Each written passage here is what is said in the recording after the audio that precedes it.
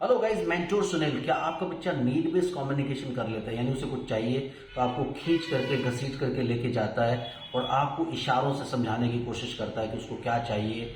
और अगर आप नहीं समझते तो टेंशन थ्रो करता है, अपना सर पटकता है, आपको नोचने की कोशिश करता है, आपको काटने की कोशिश करता है, नाराज हो जाता है, गुस्सा हो जाता है। तो क्या वो ये सारी चीजें करता है? लेकिन जब आप उसे कुछ करने के लिए बोलें तो वो आपको आई कॉन्टेक्ट भी नहीं देता।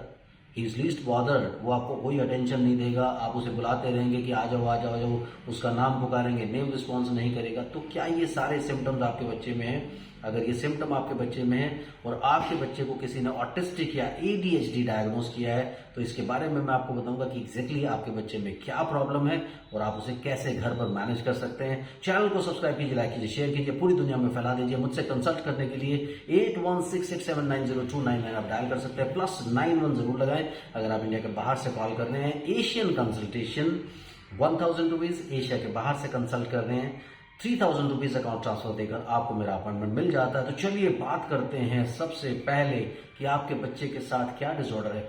जैसे मैंने स्टार्टिंग में इस वीडियो के आपको बताया कि आपका बच्चा अगर नीड बेस्ड कम्युनिकेशन कर लेते हैं, उसे कुछ जरूरत है, वो फटाफट से आपकी तरफ आ रहा है। आप चॉकलेट के बारे चलो चॉकलेट ले लो, फटाफट से आ गया। चॉकलेट के रैपर को आपने जरा सा बजाने की कोशिश की, उसकी रसलिंग की तो वो फटाफट से आपकी तरफ आ गया। टॉफी आपने जेब में बजाया, आपकी तरफ आ गया। वैसे आप बुला रहे हैं उसको, चिल्ला रहे हैं, शोर मचा रहे हैं कि यार सुन ले सुन ले सुन ले, उसका नाम पुकार रहे हैं, कोई रिस्पॉन्स नहीं है। टीवी में कोई उसका फेवरेट सॉन्ग चलता है, दौड़ करके टीवी की तरफ चला जाता है। तो ये जो प्रॉब्लम्स होती हैं यूजुअली आपके बच्चे को डायग्नोज किया जाता है, यानी उसकी इंटेलिजेंस तो ठीक काम कर रही है ना, तो आपके बच्चे को डायग्नोज किया जाता है एडीएचडी और ऑटिज्म। लेकिन प्राइमरीली जब आप डिफरेंशियल डायग्नोसिस की बात करते हैं, डिफरेंशियल डायग्नोसिस जब आप डायग्नोसिस को और ज्यादा डिफाइंड तरीके से एक्सप्लेन करते हैं तो वो डिफरेंशियल डायग्नोसिस होती है। और डिफरेंशियल डायग्नोसिस के बेसिस पे ही आगे ट्रीटमेंट आपकी प्लान की जाती है। तो आपके बच्चे को जो प्रॉब्लम है वो है ODD, that is oppositional defined disorder. यानी वो अपोज करेगा किसी भी, और आपकी बातों को डिफाई करने की कोशिश करेगा, वो किसी भी सूरत में आपकी बातों को अपोज करेगा। तो वो जो ऑपोजिशनल डिफाइंड डिसऑर्डर होता है उसमें प्राइमरीली आप ये डायग्नोसिस ओडीडी मान के चले, उसके साथ साथ एडीएचडी के सिम्टम्स हो सकते हैं। बट इतनी जल्दी से जो चीजें आजकल बहुत ज्यादा फैशन है, हर बात आप किसी के पास जाते हैं माइल्ड ऑटिज्म, मॉडरेट ऑटिज्म और सीवियर ऑटिज्म, बहुत ज्यादा रिसर्च में नहीं जाते हैं। इसके लिए आपको बिहेवियर एनालिसिस करने की जरूरत होती है। जो सिम्टम्स मैंने आपको वीडियो के स्टार्टिंग में बताया कि आपका बच्चा नीड बेस्ड कम्युनिकेशन करेगा, यानी उसे कुछ चीज जरूरत है तो आपको खींच करके ले जाएगा। आप नहीं समझोगे तो उल्टा लटकेगा, चीखेगा, चिल्लाएगा, आपको नोचेगा, काटेगा। उसके साथ साथ जैसे मैंने आपको बोला कि उसको अगर चॉकलेट पसंद है, चॉकलेट का रैपर जरा सा रसलिंग उसका होगा, यानी वो खड़काने की कोशिश आप करोगे तो दौड़ करके आपकी तरफ आ जाएगा, टॉफी के रैपर की तरफ आ जाएगा। टीवी में कोई आवाज होगी जो उसको पसंद है, दौड़ करके वहां पर चला जाएगा, बट आपको वो रिस्पॉन्ड नहीं करेगा। सो मोस्टली ओडीडी जो है वो भी, जैसे आप एडीएचडी की बात करते हैं, स्क्रीन से इंड्यूस होते हैं ओडीडी के डिसऑर्डर्स भी। दूसरा जो है ओडीडी का सबसे बड़ा रीजन क्या होता है कि आपकी फैमिली जॉइंट है या न्यूक्लियर है, और आपकी टैकलिंग कैसा है फैमिली में। बच्चे को जब आप टैकल करते हैं, अगर ओवर पैम्पर्ड बच्चे होते हैं जिनकी जरूरत शुरू में मिनट से पहले फिनिश कर दी जाती है, यानी वो पहले बोलते नहीं, उनकी जरूरत का काम आप पहले कर देते हैं, और फिर सडनली जब आप सोचते हैं कि अब इनको सिखाया जाए तो आपके लिए बड़ा डिफिकल्ट हो जाता है।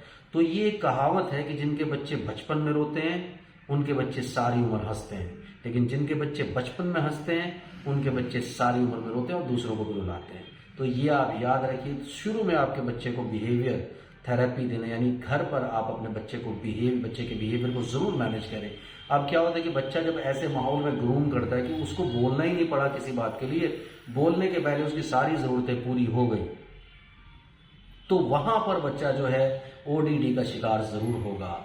लेकिन अगर आपके बच्चे को बोलना पड़ता है, हर चीज के लिए थोड़ा बहुत स्ट्रगल करना पड़ता है, यानी उसे एक्सप्रेस करना पड़ता है कि मुझे ये चाहिए, मुझे वो चाहिए, मुझे ऐसा चाहिए, मुझे वैसा चाहिए, तो ऐसे बच्चे यूजुअली क्या होता है, वर्बल भी हो सकते हैं, नॉन वर्बल भी हो सकते हैं, लेकिन ज्यादातर ये बच्चे नॉन वर्बल होते हैं। वो बोलना नहीं चाहते। आप देखेंगे 2 साल 3 साल 4 साल तक स्पीच नहीं डेवलप हो रहा, लेकिन वो समझ सब कुछ रहे हैं, चीख रहे हैं, चिल्ला रहे हैं, अपनी नीड्स एक्सप्रेस कर रहे हैं, उनको अपनी बातें पता है सारी की सारी, लेकिन आपके साथ वो रिलेट नहीं करना चाहते, क्योंकि आपने क्या किया, स्टार्टिंग में उनको ऐसे तरीके से मैनेज किया कि आपके बच्चे ओडीडी के शिकार हो गए।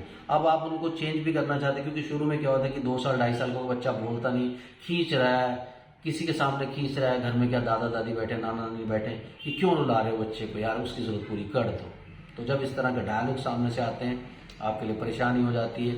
दूसरी बात क्या होता है, अगर आप न्यूक्लियर फैमिली में रहते हैं, वाइफ हैंडल करने की कोशिश कर रही है क्योंकि वो घर पे रह रही है, हस्बैंड बैठा अपने ऑफिस का काम कर रहा है, वो बच्चे को हैंडल करने में कोऑपरेट नहीं कर रहा, लेकिन वो क्या कहते हैं, क्यों बच्चे को रुला रही हो, क्यों बच्चे को मार रही हो, जरूरत पूरी कर दो, तो बच्चे को उस वक्त एक सपोर्ट मिल जाती है। तो इन बच्चों को ओडीडी की प्रॉब्लम आ जाती है। उसके बाद दूसरा प्रॉब्लम क्या होता है कि जब आप बच्चे को हैंडल करने के लिए कष्ट तकलीफ नहीं करते हैं, आप क्या करते हैं, बच्चा ग्रूम कर रहा है, थोड़ा सा रोता है, चिल्लाता चिल्लाता है, खाना नहीं खा रहा, आप टीवी दे देते हैं, मोबाइल फोन दे देते हैं कि लो जी स्क्रीन देखो, आराम से खाना खा लो, आपको हैंडल नहीं करना पड़ा, आपकी प्रॉब्लम्स उस वक्त बच गई। उसके बाद कई सारी चीज़ें ऐसी होती हैं कि जैसे घर के अंदर कुछ भी हो रहा है, कोई फंक्शन हो रहा है, आप कहीं और बिजी हैं, आपको लगता है स्क्रीन के साथ बच्चा बिजी रहेगा, मैं अपना ये काम कर लेता हूँ या कर लेती हूँ। तो ये जो चीज़ें होती हैं उसके साथ आपके बच्चे में, जब आप स्क्रीन वापस लेते हैं, आपको लगता है कि बच्चे का स्पीच डेवलप नहीं हुआ, बच्चे ने आपसे अटेंशन और फोकस हटा लिया है, तो फिर आप अलार्मिंग होता है आपके लिए, अलर्ट होता है पूरी फैमिली में। फिर आप स्क्रीन लेने की कोशिश करते हो, जब आप स्क्रीन लेते हो तो उसके टेंट्रम देखने को आपको मिलते हैं, तो तब ये बच्चे ओडीडी और एडीएचडी का शिकार हो जाते हैं। उसके बाद क्या होता है कि एक और बड़ा रीज़न क्या होता है कि आप अपने बच्चे को हैंडल नहीं कर पा रहे, आप अपने बच्चे को कोई हाउस हेल्प दे देते हैं, जैसे कि आपने कोई मेड उसके लिए रख दिया, गवर्नेंस उसके लिए रख दिया, वो आते हैं और सारा दिन आपके बच्चे को मोबाइल फ़ोन या टीवी पर बिठा देते हैं, अपने काम करते रहते हैं। उससे क्या होता है कि सारा दिन आपको लगता है बच्चा हैंडल हो रहा है, लेकिन उसके साथ किसी तरह का कोई कम्युनिकेशन नहीं हो रहा। वो खुद भी टीवी देखते रहते हैं, आपके बच्चे को भी टीवी दिखाते हैं, तो उससे आपके बच्चे को प्रॉब्लम हो जाती है। तो कई सारे ऐसे रीजंस बनते हैं। तो जब ये ओडीडी कंफर्म हो जाता है कि आपके बच्चे के साथ ऑपोजिशनल डिफाइंड डिसऑर्डर हो जाता है, शुरू में ये एडीएचडी की फॉर्म में आता है, यानी आपका बच्चा रिस्पॉन्ड नहीं करता, फिर उसे आप फर्दर लालच देने की कोशिश करते हैं कि ये कर लेते हैं तो बच्चा रिस्पॉन्स करेगा, वो कर लेते हैं तो बच्चा रिस्पॉन्स करेगा। तो बच्चा जब ऐसे रिस्पॉन्स करना शुरू कर देता है तो आप और ज्यादा बच्चे के साथ दूसरी तरह के लालच या ग्रीड जोड़ने की कोशिश करते हैं, टोकन्स जोड़ने की कोशिश करते हैं, उससे आपका बच्चा और ज्यादा खराब हो जाता है। तो यहां जाकर के आप ओडीडी खुद से जनरेट करते हैं अपने बच्चे में, क्योंकि आपको पहले लगता है कि यार बच्चे के साथ प्रॉब्लम है, इसको ये दे देंगे तो ये बोलने की कोशिश करेगा, वो दे देंगे तो ये काम करने की कोशिश करेगा, ये देंगे तो ये खाना खा लेगा।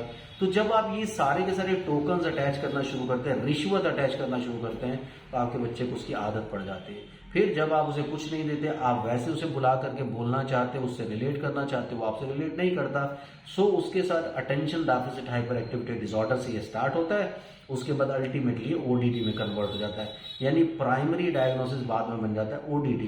एडीएचडी वाले सिम्टम्स उसके अंदर रहते हैं, जैसे attention deficit hyper activity disorder मैंने बोला, उसके अंदर हाइपर एक्टिविटी होगी, अटेंशन डेफिसिट होगा, तो ये सारी चीजें कहीं ना कहीं कनेक्टेड रहेंगी ओडीडी से।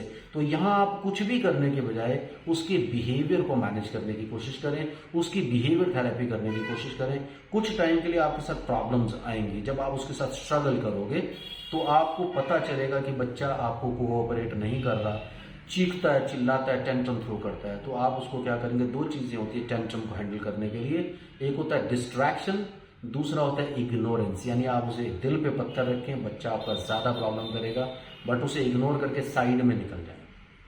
जब आप साइड में निकल जाएंगे, एक बार निकलेंगे, दो बार निकलेंगे, तीन बार, क्योंकि टेंट्रम उस वक्त ज्यादा सीवियर होगा, लेकिन जब आप साइड में निकल चाहते हैं तो उस वक्त क्या होता है कि बच्चे को 1 दिन 2 दिन 4 दिन 6 दिन में एहसास हो जाता है कि ये मुझ पर ध्यान देने वाले नहीं है। फिर वो आपके सामने आता है, आपको प्लीड करने की कोशिश करता है, आपको मनाने की कोशिश करता है। उस स्टेज में जाकर के बच्चा आपका ठीक होना शुरू होता है। तो जब आप उसके बिहेवियर को मैनेज कर लेंगे, आई एश्योर यू कि आपको कोई एडीएचडी ऑटिज्म की थेरेपी लेने की जरूरत नहीं पड़ेगी। धीरे धीरे उसका बिहेवियर मैनेज होने लगेगा, चीजें आपके कंट्रोल में आने लगेंगी। इसलिए गौर से अपने बच्चे का पहले डायग्नोसिस बनाएं, प्रॉपर डायग्नोसिस होगा तो सब चीज़ें ठीक होंगी। और ओडीडी में बिहेवियर थेरेपी आप कराएं, चाहें तो बिहेवियर थेरेपी आप कराएंगे, तब आपका बच्चा ज़्यादा चांसेस हैं कि जल्दी से ठीक होगा। जब आप सोचते हैं कि बच्चा बोल नहीं रहा, सीधे स्पीच थेरेपी कराएं, ये सब चीज़ें करें, वो सब चीज़ें करें। जब आप एक ऑर्थोडॉक्स प्रोटोकॉल को फॉलो करते हैं तो आपके बच्चे के लिए प्रॉब्लम्स रहती है। यानी आपको रिजल्ट्स नहीं मिलते। रिजल्ट आपको कब मिलते हैं? जब आप सिस्टमैटिकली चलते हैं। पहले बिहेवियर थेरेपी करा करके देखें, उस बच्चे के बिहेवियर को मैनेज करें, खुद से मैनेज करने की कोशिश करें। आप बिहेवियर थेरेपिस्ट से टिप्स ले सकते हैं, जैसे मैंने आपको अभी कुछ टिप्स दिए, उसको फॉलो करें। जैसे आपने अपने बच्चे को क्या किया, सबसे पहले आपने इग्नोर किया, उसके बाद आप डिस्ट्रैक्ट करने की कोशिश कर सकते हैं। टेंट्रम के टाइम पे आप कोशिश करें किसी और चीज़ में आप बिजी हो जाएं, ऐसा बिहेव करें कि मैं कुछ भी नहीं देख रहा हूं, तुम क्या कर रहे हो, भूतनाथ पिक्चर की तरह बिहेव करें। तो धीरे धीरे आपका बच्चा आपके कंट्रोल में आने लगेगा। उसे इग्नोर करना सबसे ज़्यादा इम्पॉर्टेंट है। ओके, इसी तरह से कमेंट करते रहिए ताकि ज़्यादा कमेंट, ज़्यादा वीडियोज़ आपको मिलते रहे। Thank you very much, bye bye, keep watching.